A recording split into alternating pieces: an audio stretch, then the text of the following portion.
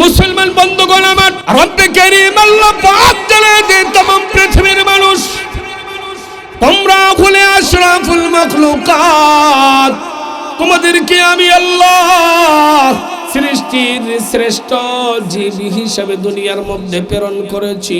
কিন্তু তোমরা তাকায় দেখো, ওই সমস্ত পশু পাখিরা সকালবেলা খালি পেট নিয়ে ঘর থেকে বাইর হয়, সন্ধ্যাবেলা ভরা পেট নিয়ে ঘরের মধ্যে ঢুকে, তারা তাদের বাসার মধ্যে ঢুকে। কিন্তু তোমরা তো পশু পাখির মতো না, তোমরা তো হলে আমি আল্লাহর সৃষ্টির মধ্যে সবচাইতে শ্রেষ্ঠ। আমি আল্লাহ সকলের রিজিকের ব্যবস্থা করে রেখেছি আসমানে, আমি আল্লাহ আসমানের মধ্যে রিজিকের ব্যবস্থা করে রেখেছি। আমরা মনে করি না না না আমার জমিন আমাকে রিজিক দেয়, আমরা মনে করি আমার চাকরি আমাকে রিজিক দেয়, আমার ব্যবসা আমাকে রিজিক দেয়। মহান আল্লাহ তাআলা দেয় না রে বান্দা না, এটা তোর জীবনের সবচাইতে বড় ভুল ধারণা। আমি আল্লাহ তোর রিজিক আসমানের মধ্যে তোর রিজিককে লিপিবদ্ধ করে রেখেছি, আর জমিনের মধ্যে আমি আল্লাহ তোর রিজিককে বিতরণ করি। মুসলমান বন্ধুগণ আমার, এই জন্য আল্লাহর পয়গম্বর বলেন, আল্লাহ পাক রব্বুল আলামিন প্রত্যেকটা মাখলুকাতের রিজিক বন্টন করেন সকালবেলা ফজরের নামাজের পরে, প্রত্যেকটা মাখলুকাতের রিজিক বন্টন করেন। কিন্তু আমরা তোর রিজিকের জন্য পাগল, সকাল থেকে নিয়ে সন্ধ্যা পর্যন্ত আমরা কাজের মধ্যে ব্যস্ত। কেমন কইরা আমি টাকা রুজি করব, কেমন কইরা আমি ভালো খাবারগুলো আমি খাইতে পারবো। কিন্তু আল্লাহ পাক জানায় দে গোলাম, তোর রিজিকের ব্যবস্থা আমি আল্লাহ আসমানের মধ্যে করে রেখেছি। আর আমি ঘোষণা দিয়েছি যে ইমানদার মুসলমান প্রতিদিন জোহরের নামাজ পড়বে, আমি আল্লাহ কুদরত থেকে তার রিজিকের ব্যবস্থা করে দেব। মুসলমান বন্ধুগণ আমার, এই জন্য মালিক সূরা হুদের 6 নম্বর আয়াতের মধ্যে মালিক জানায় দেয়, ওয়া মা মিন দাব্বাতিন ফিল আরদি ইল্লা আলাল্লাহি রিজকুহা। আল্লাহ পাক জানায় দেয়, ভূপৃষ্ঠে বিচরণকারী এমন কোনো প্রাণী নাই যাদের রিজিকের জিম্মাদারি আমি আল্লাহ নেই নাই। প্রত্যেকটা মাখলুকাতের রিজিকের জিম্মাদারি যার হাতে। জবান খুলে বলেন তিনি কে? আরো জোরে বলেন তিনি কে? আল্লাহ পাক ওয়াদা দিয়েছেন, গোলাম তোদের রিজিকের জিম্মাদারি আমি আল্লাহর হাতে। এই জন্য রিজিক নিয়ে চিন্তা করিস না, কারণ তুই আমি আল্লাহকে নিয়ে চিন্তা কর। আমি আল্লাহর হুকুম মানার জন্য চেষ্টা কর, কারণ আমি আল্লাহ তোর রিজিকের মধ্যে বরকত দেব। আমি আল্লাহ তোর রিজিককে গাইবে খাজানা থেকে প্রেরণ করব।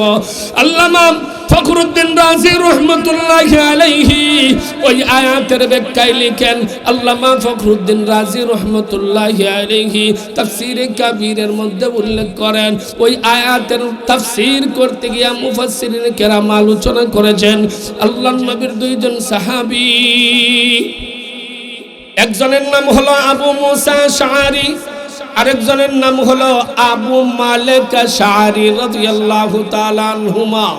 ওই দুইজন সাহাবী আশআরী গোত্রের দুইজন সাহাবী, তারা যখন মুসলমান হয়ে গেলেন, তারা ইমানদার হয়ে গেলেন, তখন ইয়ামান থেকে কিছু সংখ্যক মুসলমান সাহাবী আল্লাহর পয়গম্বরের সাথে মুলাকাত করার জন্য আসবেন দৃঢ় প্রত্যয়।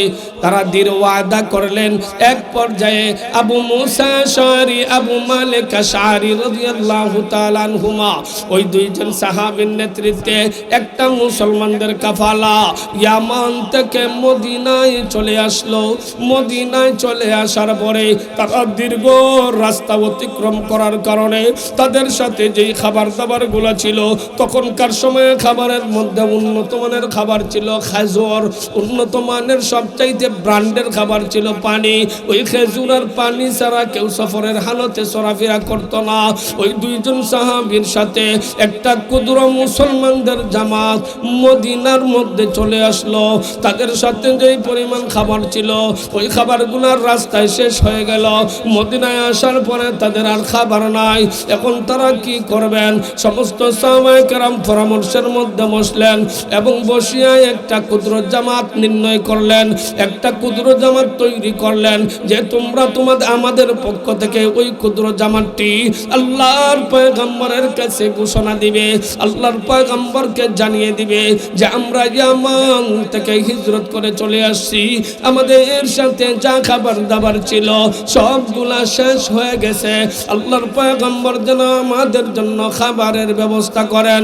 কারণ কি জানো, তখনকার সময়ে ওরা ছিলেন অপরিচিত, মদিনার রাস্তাঘাট তারা চিনতেন না, কাজ কাম কেমন কইরা করবেন তারা তো লোকই চিনেন না। ওই ক্ষুদ্র জামাত আল্লাহর পয়গম্বরের কাছে চলে গেল। চলে যাওয়ার পরে তারা দেখতে পাইল আল্লাহর পয়গম্বর কুরআনুল কারীম সূরা হুদের 6 নম্বর আয়াত তিলাওয়াত করতেছেন। ওয়ামা মিন দাব্বাতিন ফিল আরদি ইল্লা আলাল্লাহি রিজকুহা। ওই সাহাবীরা যখন দেখতে পাইলেন আল্লাহর পয়গম্বর কুরআনুল কারীমের ওই আয়াত তিলাওয়াত করতেছেন, সাহাবায়ে কেরাম কোরআনের আয়াতের তরজমা বুঝতেন। আমরা তো তরজমা বুঝি না, যার কারণে তিলাওয়াতের মর্ম বুঝি না, যার কারণে আয়াতের অর্থ না বুঝার কারণে আয়াতের মর্ম কি জিনিস আমরা বুঝি না। ওই সাহাবীরা নবীর দরবারে যখন চলে গেলেন, গিয়ে দেখতে পাইলেন নবীজি সূরা হুদের 6 নম্বর আয়াত তিলাওয়াত করতেছেন। সাহাবীরা যেহেতু তরজমা জানতেন, কোরআনুল কারীমের অর্থ বুঝতেন, এই জন্য তারা বুঝে নিলেন যে রিজিকের ব্যবস্থার চাবিকাঠি একমাত্র যার হাতে তিনি কে। ওই সাহাবীরা লক্ষ্য করে বলেন, ইয়া রাসূলুল্লাহ, ইয়া হাবিবাল্লাহ, ওগো নবীজি, আল্লাহ পাকের হাতে যেহেতু রিজিকের জিম্মাদার, আল্লাহ যেহেতু আমাদের রিজিকের জিম্মাদারি নিয়েছেন, সুতরাং নবীর কাছে বইলা আমাদের কোনো লাভ নাই, মানুষের কাছে বইলা আমাদের কোনো লাভ নাই। কারণ মানুষের কাছে যদি আমরা একবার চাই, দুইবার চাই, তিনবার চাই, মানুষ দেয়, কিন্তু চতুর্থবার চাইলে মানুষ আর আপনারা আমার দিকে মনোযোগ আছে নেই। একবার চাইবেন দিবে, দুইবার চাইবেন দিবে, তিনবার চাইবে বিরক্ত হইয়া দিবে, চতুর্থবার কইব কি বেটা রাস্তা কি সহজ হইছস নাকি? দা তোর কি তা গাড়ি ভাড়া লাগে না? খালি আমারই দেখোস চোখ দিয়া, আর কেউরে দেখোস না, আমার কাছে তুই বারবার আস। এই জন্য মানুষের কাছে একবার দুইবার তিনবার চাইলে মানুষ বিরক্ত হইয়াও দেয়, কিন্তু চতুর্থবার চাইলে আর দেয়। একটু জোরে কোন আর দেয়। মুসলমান বন্ধুগণ আমার, আল্লাহ পাক রব্বুল আলামিন জানাতেন ওয়া মা মিন দাব্বাতিন ফিল আরদি ইল্লা আলাল্লাহি রিজকুহা। আল্লাহর পয়গম্বর যখন ওই আয়াতে কারিমা তিলাওয়াত করেন, সাহাবায়ে কেরাম বুঝে নিলেন যে আল্লাহর হাতে আমাদের রিজিকের চাবিকাঠি। আল্লাহ যেহেতু আমাদের রিজিকের ব্যবস্থা করবেন, সুতরাং নবীর কাছে বইলা আমাদের কোনো লাভ নাই। কারণ নবীর কাছে বলবো কেন? আমরা যদি সরাসরি মালিকের কাছ থেকে নামাইতে পারি, তাহলে নবীর কাছে তো বলার দরকার নাই। ওই অর্থ বুঝা তারা তাদের কওমের কাছে চলে গেলেন, গোত্রের কাছে চলে গেলেন।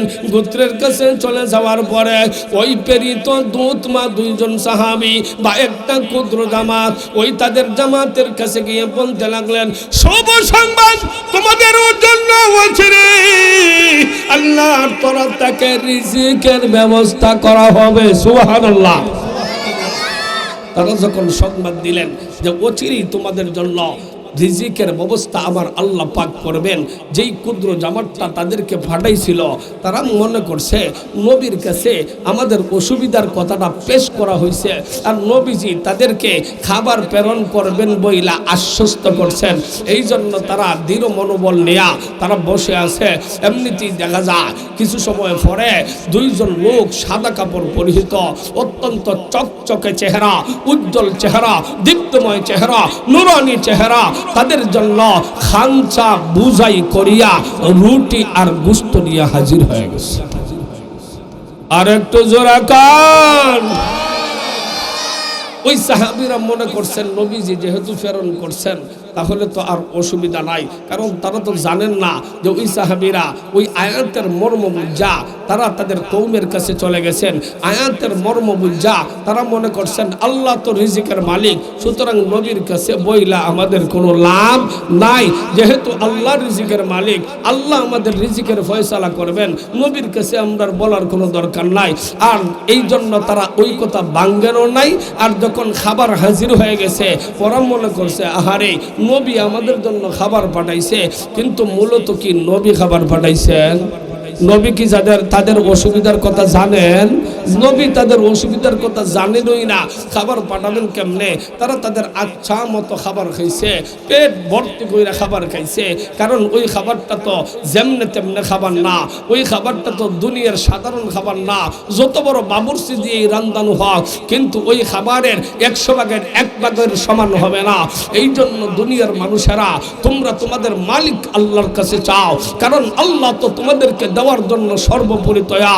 এই জন্য কবি ডাক দিয়ে কয় হর গরি দেনে কো তু তৈয়ার হে, হর গরি দেনে কো তু তৈয়ার হে, जो न मंगे उससे तू बेजार है, जो न मंगे उससे तू बेजार है। কবি ডাক দেখো মালিক তো তোমাদের জন্য তোমাদেরকে দেওয়ার জন্য তৈয়ার, কিন্তু তোমরা তো মানুষের কাছে চাইতে পারো, তোমরা তো অমুক তমুকের কাছে চাইতে পারো, কিন্তু তোমরা যদি তোমাদের মালিক আল্লাহর কাছে চাইতে, একবার চাইতে, দুইবার চাইতে, তিনবার চাইতে, যদি আল্লাহর কাছে পরিপূর্ণ ইয়াকিন আর বিশ্বাস নিয়ে চাইতে পারো তাহলে চাইতে দেরি হবে, মালিক তোর কাছে তোর রিজিক পৌঁছাইতে একটা মুহূর্ত দেরি করবে না। তারা যখন খাঞ্চা ভর্তি খাবার পাইছেন, খাবার খায়া তৃপ্তি সহকারে খাবার আরো উফরিয়া রয়েছে, অতিরিক্ত গুস্ত রয়েছে, অতিরিক্ত রুটি রয়েছে, তারা মশওয়ারা করলেন এখন কি করা যায়। এই খাবারগুলা সাহাবায়ে কেরাম পরামর্শ দিলেন, যেহেতু নবীর কাছ থেকে খাবারগুলা হয়েছে, আমাদের তো তৃপ্তি সহকারে খাবার খাইছি, এই জন্য এই খাবারগুলা নবীর কাছে প্রেরণ করা হোক, কারণ এই খাবারটা তো সাধারণ কোনো খাবার না, এই খাবারের মধ্যে পরিপূর্ণ বরকত রয়েছে, পরিপূর্ণ নূর রয়েছে, কারণ এটা জমিনের কোনো খাবার না, এই খাবারটা হলো আল্লাহ পাক জান্নাত থেকে খাবার পাঠাইছে। আর একটু জোরে কান। মুসলমান বন্ধুগণ আমার, পরামর্শ করে মশওয়ারা করে ওই সাহাবায়ে কেরাম অতিরিক্ত রুটি আর গোশত আল্লাহর পয়গম্বরের কাছে নিয়ে যান। আল্লাহর পয়গম্বরকে গিয়ে বলতে লাগলেন ইয়া রাসূলুল্লাহ, ইয়া হাবিবাল্লাহ, ওগো নবীজি আপনি যে আমাদের জন্য যে খাবারগুলো প্রেরণ করেছিলেন, যেই রুটি আর গোশত প্রেরণ করেছিলেন, ওই খাবারগুলা এত বরকত, এত বরকত, ওই খাবারগুলা এত মজাদার, এত মজাদার, জীবনে এমন মজার খাবার আমাদের জিহ্বা কখনো দেখে নাই। আসলে এমন মজা পাইব কই, কারণ এমন মজাদার খাবার তো দেখার কথা না, কারণ এটা তো জমিন থেকে খাবারটা দেওয়া হয় নাই, এই খাবারটা দেওয়া হয়েছে আল্লাহর তৈরি জান্নাত থেকে। সুবহানাল্লাহ। এই জন্য নবীজি ডাক দিয়ে বলেন, ও আমার সাহাবীরা তোমরা কি বলছো, আমি তো বুঝতে পারতেছি না। সাহাবায়ে কেরাম বলেন ইয়া রাসূলুল্লাহ আপনি না আমাদের জন্য খাবার পাঠাইলেন। নবীজি বলেন না না না, আমি তো তোমাদের জন্য খাবার পাঠাই না। এমনিতে নবীজি বলেন আমি তো তোমাদের খবরই জানি না, তোমাদের যে কাছে যে খাবার না এটা তো আমি জানি না। এমনিতেই সাহাবী ডাক দিয়ে কয় ইয়া রাসূলুল্লাহ আমাদের অসুবিধার কথা আপনাকে বলার জন্য আপনার খেদমতে আসছিলাম।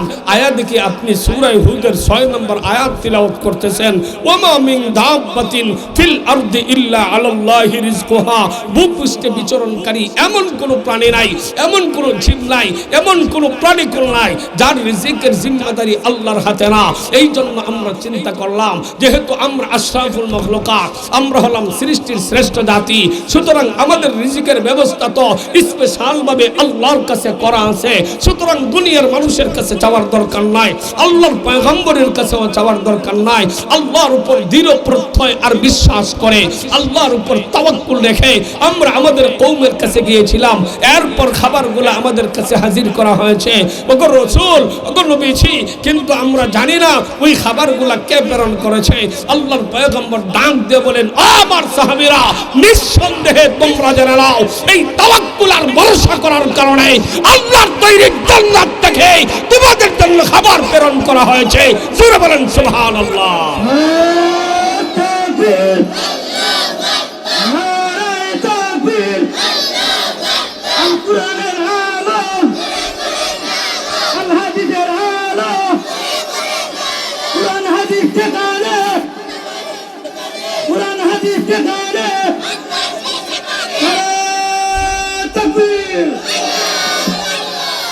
মুসলমান বন্ধুগণ আমার, তাহলে আমরা এখান থেকে বুঝতে পারলাম আমাদের রিজিকের ফয়সালা জমিনে না আসমানে। জোরে বলেন, আমাদের রিজিকের ফয়সালা কোথায়?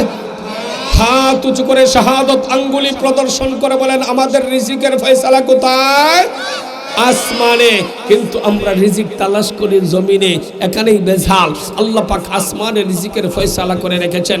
এটার প্রতি ঈমান আনতে হবে, এটার প্রতি বিশ্বাস রাখতে হবে যে আসমান থেকে রিজিক বর্ষণ হয়। মুসলমান বন্ধুগণ আমার, আপনাদের মনে অনেক প্রশ্ন থাকতে পারে, বলে হুজুর এই জামানায় তো আর এমন মানুষ খুঁজে পাওয়া দিত না, এরা তো নবীর সাহাবী ছিল, এই জন্য তাদের কালেকশন ছিল নবীর সাথে, তাদের কালেকশন ছিল রবের সাথে, তারা তো পাক্কা একদম দিনের খাঁটি মুজাহিদ ছিলেন।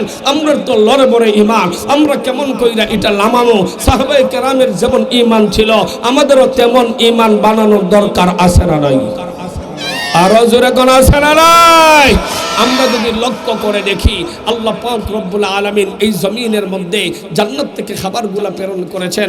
আমরা যদি কোরআনুল কারীমের দিকে লক্ষ্য কইরা দেখি, তাহলে হযরতে মূসা আলাইহিস সালাতু ওয়াস সালামের একটা কওম ছিল, জাতি ছিল, যার নাম ছিল বনি ইসরাইল। আল্লাহ পাক একদিন নয়, দুই দিন নয়, এক মাস নয়, দুই মাস নয়, এক বছর নয়, দুই বছর নয়, একাধারে 40 বছর পর্যন্ত আল্লাহ পাক জান্নাত থেকে মান্না ওয়া সালওয়া জমিনে পাঠায়া বনি ইসরাইলদেরকে খাওয়াইছেন। চিন্তা করছেন নি? একদিন দুই দিন না, 40 বছর পর্যন্ত আল্লাহ মান্না ওয়া সালওয়া খাওয়াইছেন। আল্লাহ পাক এটার আলোচনা কোরআনে করেছেন। মন গড়া কথা বলি না বন্ধু আমার। শুধু তাই না, আমরা যদি লক্ষ্য করে দেখি, তাহলে আপনাদের মনে প্রশ্ন জাগতে পারে, তাহলে ও বনি ইসরাইলদের খাবার বন্ধ হইল কেন? আল্লাহ জান্নাত থেকে তাদেরকে খানা দিচ্ছেন, কিন্তু ওরা বন্ধ হইল কেন?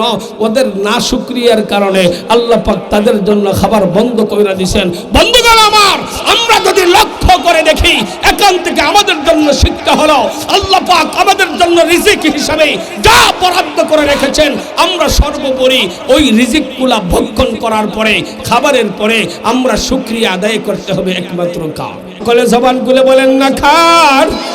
আল্লাহর শুকরিয়া আদায় করতে হবে। এই জন্য খাবারের শুরুতেও দোয়া আছে, খাবারের শেষেও দোয়া আছে না? খাবারের শুরুতে বরকতের জন্য দোয়া পড়ো। নবীজি শিক্ষা দেন, বিসমিল্লাহি ওয়া আলা বারাকাতিল্লাহ। তুমি যখন খাবার লুকমা মুখে দিবা, তখন তুমি বিসমিল্লাহি ওয়া আলা বারাকাতিল্লাহ বরকতের দোয়া শুরু পইরা তুমি খাবারগুলা মুখে দাও। ওই অল্প খাবার হইলেও খাবারের মধ্যে পরিপূর্ণ বরকত যিনি দিবেন তিনি কে? আরো জোরে বলেন, তিনি কে?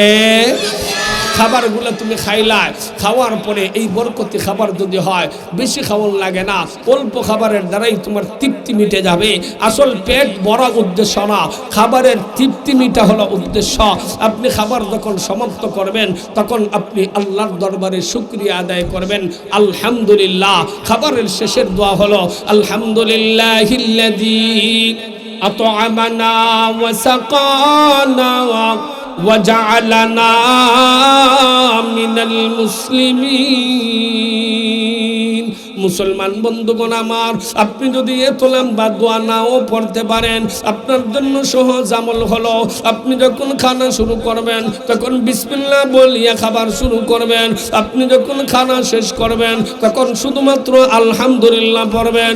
আপনি তো লম্বা দোয়া পড়তে পারবেন না, এই জন্য আপনার জন্য সহজ আমল হলো আপনি আলহামদুলিল্লাহ আলহামদুলিল্লাহ পড়িয়া যখন খাবারটা সমাপ্ত করবে, আল্লাহর প্রতি প্রশংসা করার কারণে, আল্লাহর প্রশংসা করার কারণে আল্লাহ পাক তোমার রিজিকের মধ্যে পরিপূর্ণ বরকত দান করে দিবে।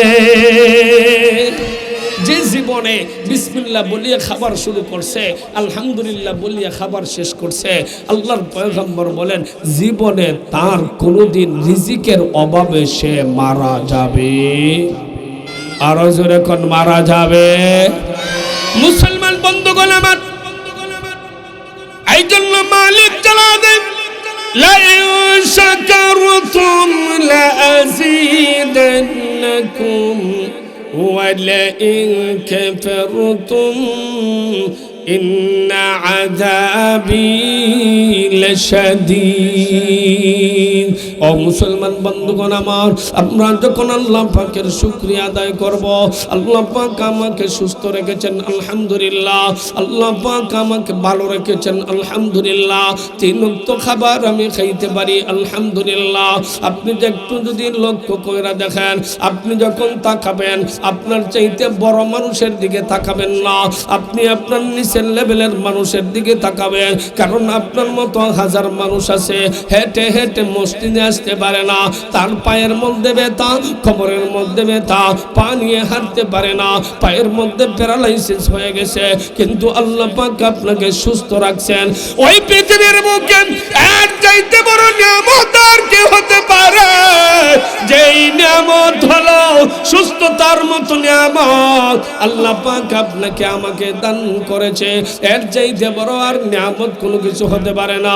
আপনি যেই নিয়ামতটা পাবেন সঙ্গে সঙ্গে আল্লাহ পাকের শুকরিয়া আদায় করবেন। ওই শুকরিয়া আদায় করার কারণে আল্লাহ পাক তার দেওয়া নিয়ামতগুলোকে শত হাজার কোটি গুণ বাড়াইয়া দিবি। ৭০,০০০ কোটি গুণ আল্লাহ পাক এই নিয়ামতগুলোকে বাড়ায় দিবে। আমরা যেই কথা বলতেছিলাম, বনি ইসরাইলদেরকে আল্লাহ পাক ওই জমিনের মধ্যে খাবার খাওয়াইছেন কতদিন? মাত্র একজনে কইলেন কতদিন?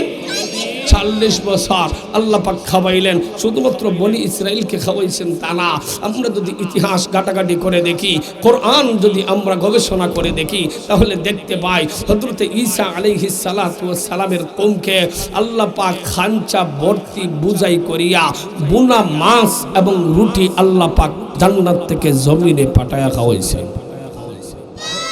আপনারা বলবেন হুজুর এটা তো আগের যুগের কথা, এখন তো তখনকার সময় তো আমাদের নবী আসেন না, আমাদের যুগে কি এমন ঘটনা ঘটছে? বলে হ্যাঁ, একটা দুইটা না, অসংখ্য অগণিত ঘটনা ঘটছে। সাহাবায়ে কেরামের আমলে তো ঘটছেই ঘটছে। আমি যদি বর্ণনা দিতে যাই আমার সময় চলে যাবে, সারা রাত্রিও বর্ণনা দিলে শেষ হবে না। শুধু তাই না, শুধুমাত্র মাসালান একটা এক্সাম্পল আপনাদের কাছে পেশ করতে চাই। একজন বাদশার নাম ছিল হযরত ইব্রাহিম ইবনে আদহাম রহমতুল্লাহি আলাইহি।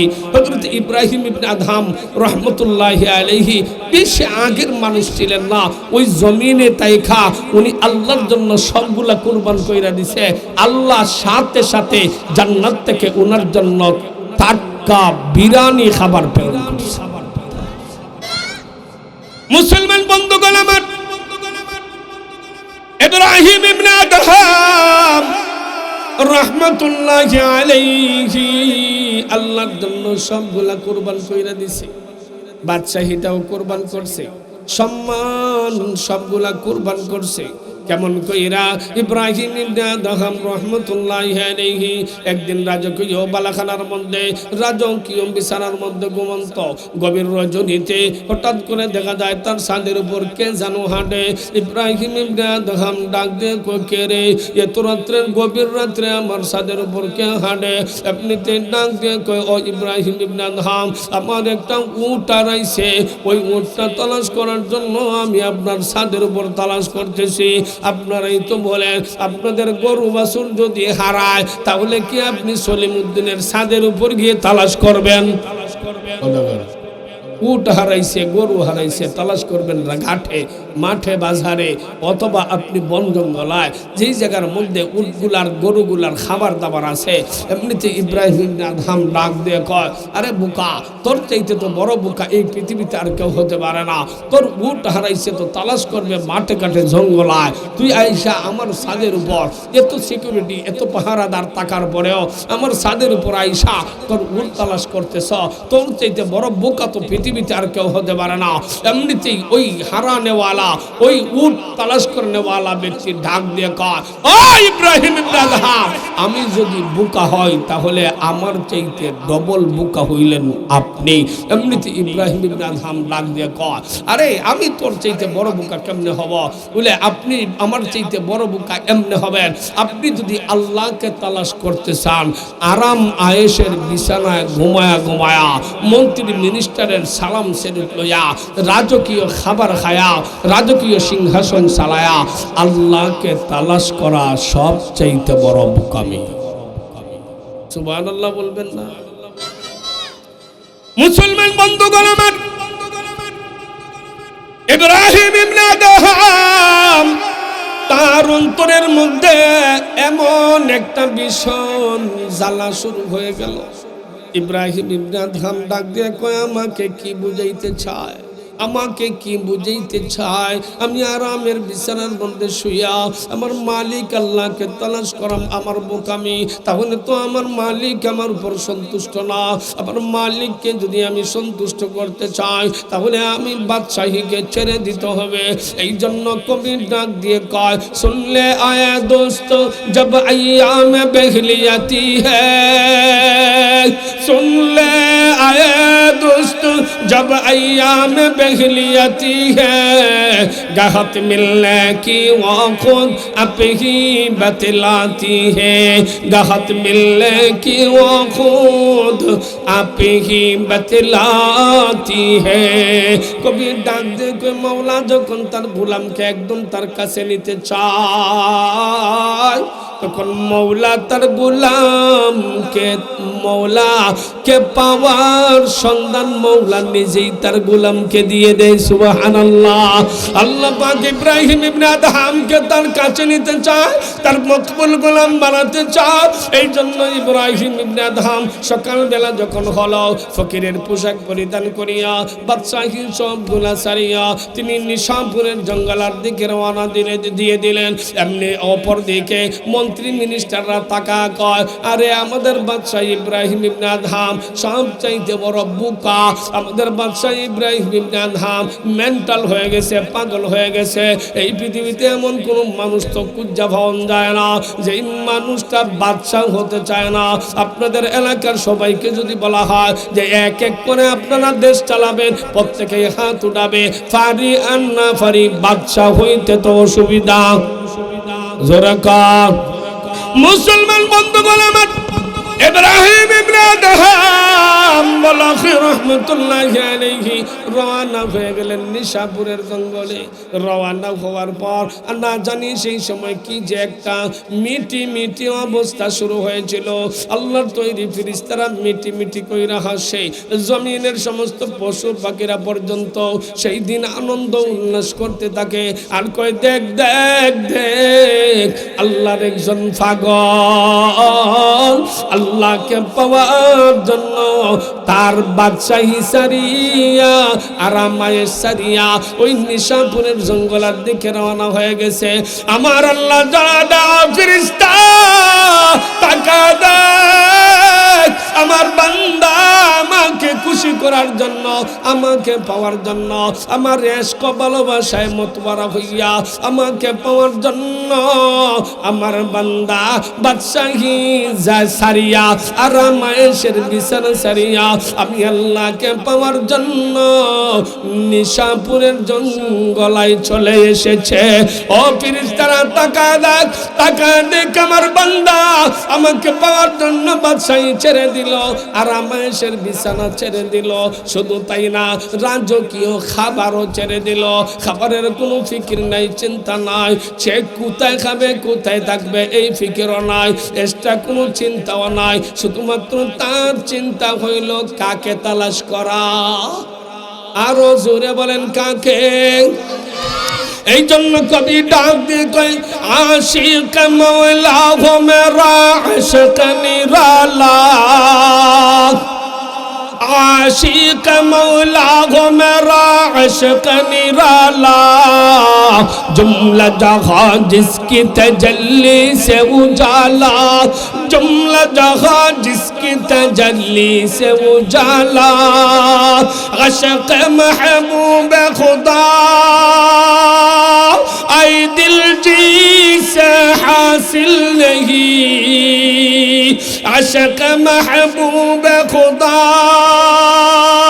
आई दिल जी से हासिल नहीं, लाखों मोमिन हूँ मगर ईमान में कामिल नहीं, लाखों मोमिन हूँ मगर ईमान में कामिल नहीं। कभी डाक দিয়ে কয়, যার প্রেমে যে আসক্ত, যার পাগল যে হয়ে যায়, তার জন্য সবগুলা মানুষ বিসর্জন করে দেয়।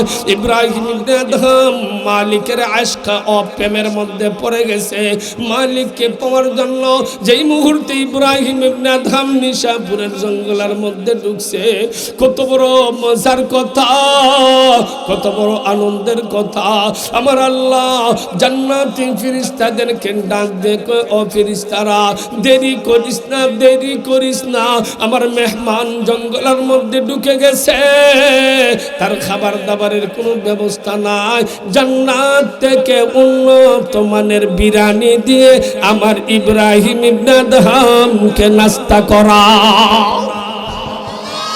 আল্লাহ পাক হযরত ইব্রাহিম ইবনে আদহামকে আল্লাহ পাক জান্নাত থেকে সরাসরি বিরিয়ানি প্রেরণ করেছেন। আমরা যদি লক্ষ্য করে দেখি, তিনি আল্লাহর জন্য এই ক্ষমতাকে বিসর্জন দেওয়ার কারণে তার মান মর্যাদা কতটুকু বাড়ছে। আল্লামা আব্দুল মতিন বিন হুসাইন ডালকানগরি দামাত বারকাতুহুম, ওনার একখানা লিখিত কিতাব আছে। ওনার শায়েখ মুর্শিদ পীর হাকিম আখতার সাহেব রহমতুল্লাহি আলাইহি, উনি ওই কিতাবখানা উর্দুতে লিখছেন। আর আব্দুল মতিন বিন হুসাইন ডালকানগরি দামাত বারকাতুহুম, তিনি বাংলাতে এর অনুবাদ করেছেন। কিতাবের নাম হলো আসমানি আকর্ষণ। ওই কিতাবের মধ্যে উল্লেখ করা হয়, তিনি যখন আল্লাহর জন্য সবগুলো ছেড়ে দিয়েছেন, তখন নিশাপুরের জঙ্গলে চলে গেছেন। আল্লাহ পাক তাকে তামাম জমিনের এবং জমিনের নিচে যত মখলুকাত আছে, সমস্ত মখলুকাতের বাদশা বানায় দিয়েছে। আরো জোরে বলেন, কেমন কইরা বাদশা বানাইছেন। আমরা সংক্ষিপ্ত একটা উদাহরণের মাধ্যমে আমরা সেটা বুঝবো। একদিন ওই মন্ত্রী, ওই ইব্রাহিম ইবনে আদহামের একজন মন্ত্রী রাস্তা দিয়া যায়, আর ইব্রাহিম ইবনে আদহামের পরনের মধ্যে তো একটা জামা ছিল, একটা কাপড় ছিল। আজকে তো আমাদের জামার কোনো অভাব নাই। যদি একটু একজন মুরব্বীর যদি জিগায়, বলে আপনার পাঞ্জাবি কয়টা, হবো কয়টা আছে নিজেরও জানা নাই, পরবারও সময় পাই না, কথাগণ ঠিক কিনা। আমাদের জামার অভাব নাই। ইব্রাহিম ইবনে আদহাম রহমতুল্লাহ আলাইহি পরনের মধ্যে একটা মাত্র জামা, ওইটা ছিঁড়ে গেছে। তিনি লোহার পিতলের সুই দিয়া দাজলা নদীর তীরে বৈশা কাপড়টা সেলাই করে। এমনিতে একজন মন্ত্রী রাস্তা দিয়ে হাইটা যায়, আর তার টুর দিয়া কয়, আহারে কত বড় বোকা, কত বড় পাগল, দুনিয়ার বাদশাহী সারিয়া, এত বড় বলক রাজ্যের বাদশাহী সারিয়া এখন নিশাপুরের জঙ্গলে আইসা দাজলা নদীর তীরে বৈশা সে ফাড়া কাপড় সেলাই করতেছে। তার চাইতে বড় বোকা তো আর কেউ হতে পারে না। আমার আল্লাহ রেজালে গায়ব থেকে, কুদরত থেকে তার ওই কথাখানা ইব্রাহিম ইবনে আদহামের কানের মধ্যে পৌঁছায় দিছে। আমাদের সমাজে দেখবেন এমন একটা প্রভাব, যে এমন একটা প্রবাদ আছে যে জনের জন কি বুড়ার দাম কি, কথাগণ ঠিক কিনা। এমন প্রবাদ আছে, কারণ ইব্রাহিম ইবনে আদহাম তো বাদশাহ হয়, আর মন্ত্রী তো মন্ত্রী হয়। এমনিতেই যখন এই কানের মধ্যে আওয়াজটা আসছে, তিনি বুঝতে পারছেন ওই মন্ত্রী এই কথাটা বলেছে। এই জন্য ডাক দিচ্ছেন, মন্ত্রী, আরে পাস আ যাও, কাছে আসো। মন্ত্রী তো কয় না জানি কি যে হইছে। আমি আস্তে আস্তে কথা কইলাম, কিন্তু ইব্রাহিম ইবনে আদহামের কানে ওই কথা পুষলো কেমনে। মন্ত্রী কাঁপতে কাঁপতে ইব্রাহিম ইবনে আদহামের কাছে গেছে। যাওয়ার পর ইব্রাহিম ইবনে আদহাম তাকে কোনো কিছু বলেন নাই। হাতের মধ্যে যে পিতলের সুইটা ছিল দাজলা নদীর মধ্যে নিক্ষেপ কইরা দিছেন। আর দাজলা নদীর মধ্যে নিক্ষেপ কইরা নদীর মাছকে বলতেছেন, নদীর মাছ, আমি যে পিতলের সুইটা তোর মধ্যে নিক্ষেপ করলাম, এই নদীর মাছ নদীর মধ্যে নিক্ষেপ করলাম, আমার পিতলের সুইটা নিয়ে আসো। এই কিতাবের মধ্যে উল্লেখ করেন হাকিম আখতার সাহেব রহমতুল্লাহি আলাইহি, তিনি বলেন যে এই দাজলা নদীর লক্ষ লক্ষ মাছ প্রত্যেকটার মুখে করে সোনার সুই নিয়ে ইব্রাহিম ইবনে আদহামের খেদমতে হাজির হয়ে গেছে। মুসলমান বন্ধুগণ আমার, একালের মধ্যে একটা মাসালা হলো পুরুষের জন্য সোনা ব্যবহার করা হারাম, জায়েজ না। ইব্রাহিম ইবনে আদহাম রহমতুল্লাহি আলাইহি ডাক দিয়ে বলেন, ওরে দাজলা নদীর মাছ, আমি তো সোনা ব্যবহার করতে পারবো না, অতএব আমি যেই লোহার পিতলের সুইটা যে নিক্ষেপ করেছি দাজলা নদীর মধ্যে, ওই লোহা বা পিতলের সুইটা নিয়ে আসো। একটা মাছ তার মুখে কইরা ওই পিতলের সুই নিয়ে ইব্রাহিম ইবনে আদহামের খেদমতের মধ্যে হাজির হয়ে গেল। এমনিতে ইব্রাহিম ইবনে আদহাম ডাক দিয়ে বলেন, ওরে মন্ত্রী, আগে তো আমি ছিলাম বালকের বাদশা, মানুষ আমাকে দেখলে সালাম করত, সেলুট করত, আমার সামনে আমাকে সালাম দিত, পিছন দিয়ে আবার বাস ঢুকায় দিত। কথা কোন ঠিক কিনা? আপনি জোরে কোন? হ্যাঁ, বর্তমান সময় দেখবেন যারা নেতাগিরি করে, সামনে দিয়ে এলে কয় হ নেতা সাহেব, আপনি তো আমরা লিডার, আর হইরা গেলে কয় এটা বাটফার। কথা কোন ঠিক কিনা?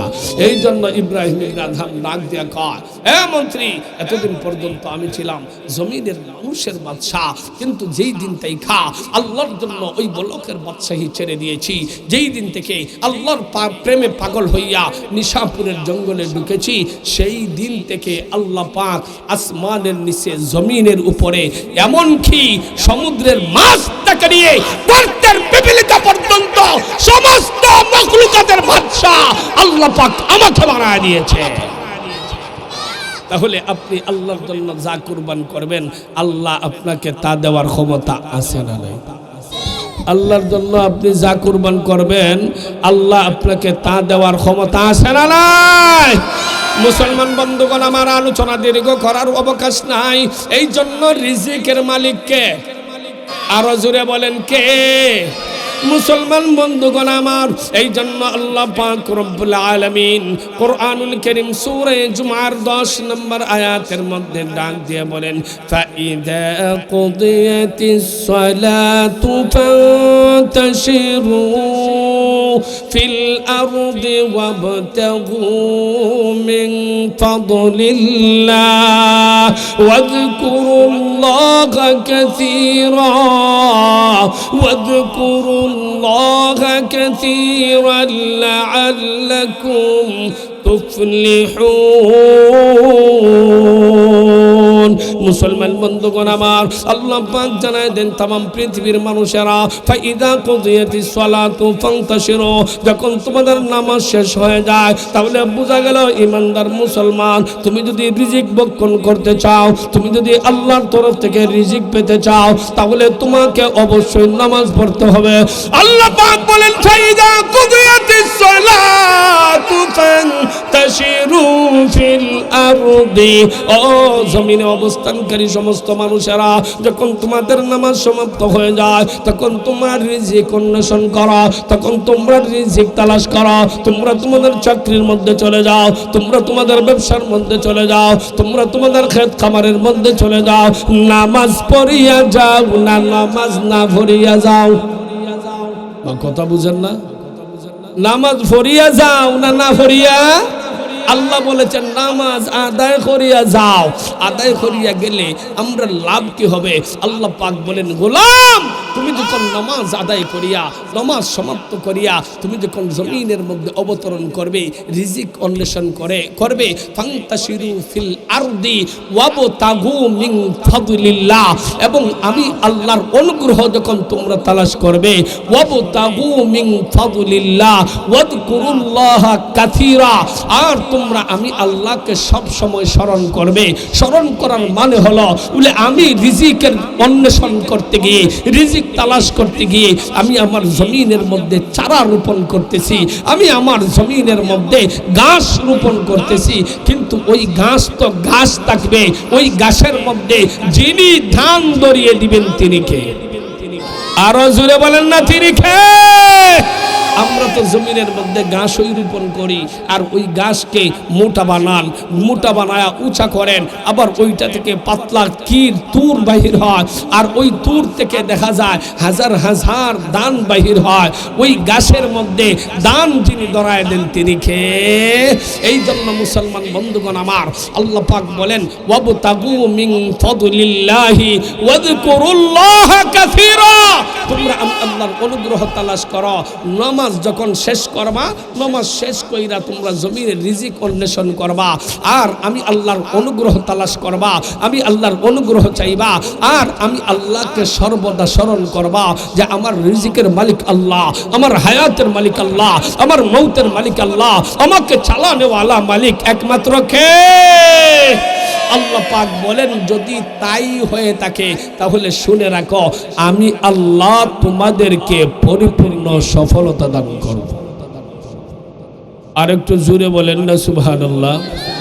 পরিপূর্ণ সফলতা যিনি দান করবেন তিনি কে? আল্লাহ পরিপূর্ণ সফলতা দান করবেন। এরপর সূরা বাকারার 168 নম্বর আয়াতে আল্লাহ পাক ঘোষণা করেন, আল্লাহ পাক জানায়া দেন, ইয়া আইয়ুহান নাস কুলু মিম্মা ফিল আরদি হালালান তাইয়্যিবা ওয়ালা তাত্তাবিউ খুতুওয়াতিশ শাইতান ইন্নাহু লাকুম আদুউম মুবিন। মুসলমান বন্ধুগণ আমার, আল্লাহ পাক জানায় দেন হে লোক সকল, ইয়া আইয়ুহান নাস মিম্মা ফিল আরদি হালালান তাইয়্যিবা, জমিনে উৎপাদিত হালাল এবং পবিত্র রিজিক তোমরা ভক্ষণ করো, তোমরা খাও। কেন না তোমরা হারাম খাবার তোমার পেটের মধ্যে ঢুকাও না।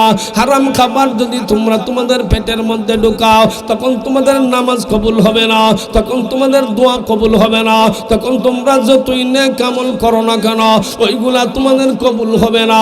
এরপর আল্লাহ পাক ডাক দিয়া বলেন, ও দুনিয়ার সমস্ত মানুষেরা তোমরা শুনিয়া রাখো, তোমরা যখন হালাল খাবারের জন্য, হালাল রিজিকের জন্য তোমরা যখন অনুসন্ধান করবে, কিন্তু তোমাদের হালাল খাবারটাকে হারাম বানানোর জন্য মিস্টার শয়তান তোমাদেরকে পায়তারা করবে। ওয়ালা তাত্তাবিউ খুতুওয়াতিশ শাইতান, তোমরা শয়তানের অনুসরণ করিও না, কারণ শয়তান চাইবে তোমাদের হালালকে হারাম বানানোর, শয়তান চাইবে তোমাদেরকে বিপদগামী করতে, শয়তান চাইবে তোমরা যাতে নেক আমল না করো। এই জন্য আল্লাহ পাক জানায় দেন কারণ কি জানো? শয়তান হলো তোমাদের পরম শত্রু। ওয়ালা তাত্তাবিউ খুতুওয়াতিশ শাইতান ইন্নাহু লাকুম আদুউম মুবিন, কারণ শয়তান হলো তোমাদের সবচাইতে বড় শত্রু। শয়তান আমাদের কি? একটু জোরে কন্যা, শয়তান আমাদের। এই জন্য আল্লামা লুৎফুর রহমান বরুনি রহমতুল্লাহি আলাইহি বলতেন, নফসওয়ার ডাকুয়ার দুসুর শয়তান, নফসওয়ার ডাকুয়ার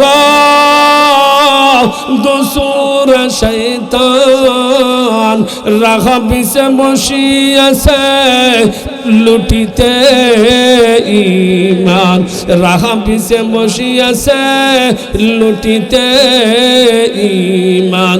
ও মুসলমান বন্ধুগণ আমার, এই জন্য প্রত্যেকটা মানুষ যদি দুনিয়াতে সফল হতে হয়, প্রত্যেকটা মানুষ যদি আখিরাতে সফলতা পেতে চায়, তাহলে সর্বপ্রথম কাজ হলো হালাল খাবার পেটের মধ্যে ঢুকাইতে হবে। ঘোষণা যিনি দিয়েছেন তিনি কে? এই জন্য আমরা হালাল রিজিক অন্বেষণ করব, তালাশ করব, হারামে আমরা হাত দিব না, কারণ হারামে আরাম